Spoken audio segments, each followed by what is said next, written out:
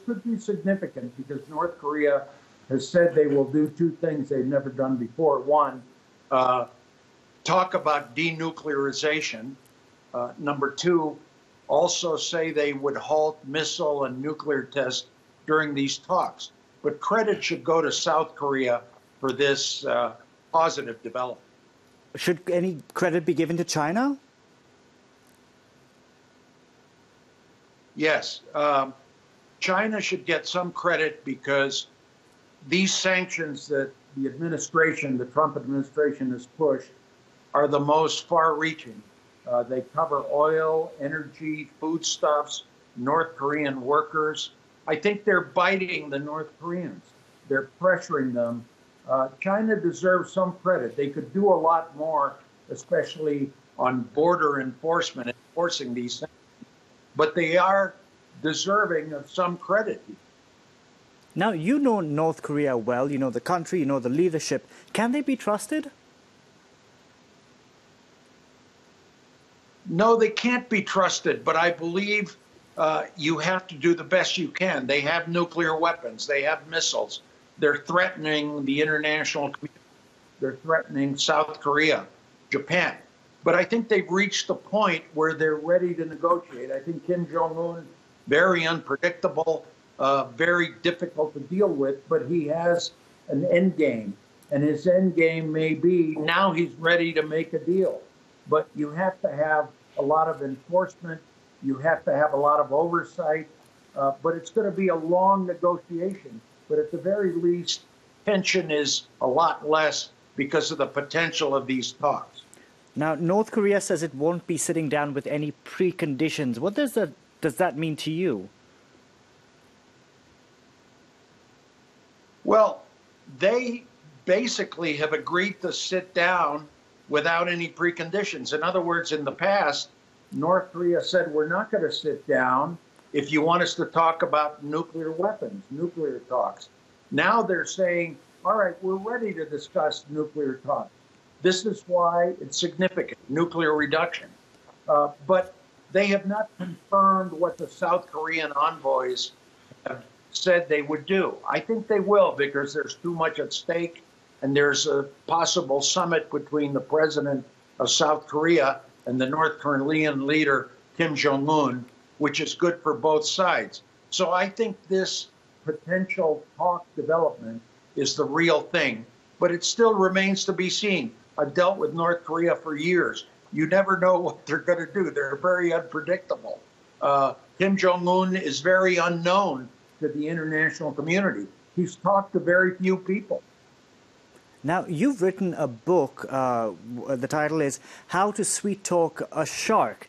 In your opinion, has Donald Trump's tactics on North Korea worked? Because it has gotten us this far, hasn't it? Well, I don't think they've worked in totality. I gave them credit for the sanctions. They're tougher. I think they've brought North Korea partially to the table.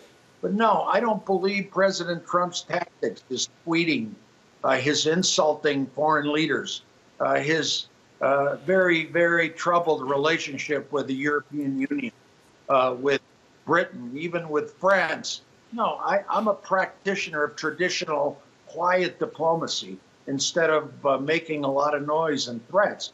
But with the North Koreans, I think what has worked is the pressure by the sanctions, and also because I think Kim Jong-un has a plan. In the end, he may compromise on nuclear weapons, but he's going to want something in return.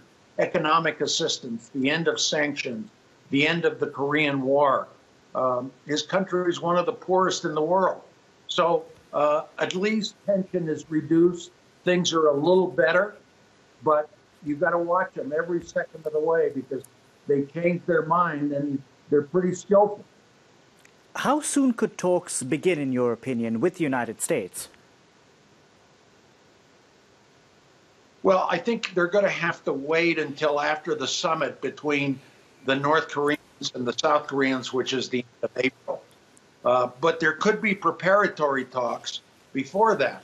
Now, I hope the President, Trump, gives this to the Department of State, the foreign policy profession, not to the White House, not to his son-in-law, not to the Department of Defense. This should be professional diplomat in the vein of France having their foreign service very effective. I've dealt with them for years. Be the negotiators rather than tweeting from the White House. Now, you said North Korea has been pushed to this point because Kim Jong-un wants some sort of economic relief, and this is why he's willing to talk to the United States. Now, we do have a nuclear deal in place, and this involves Iran.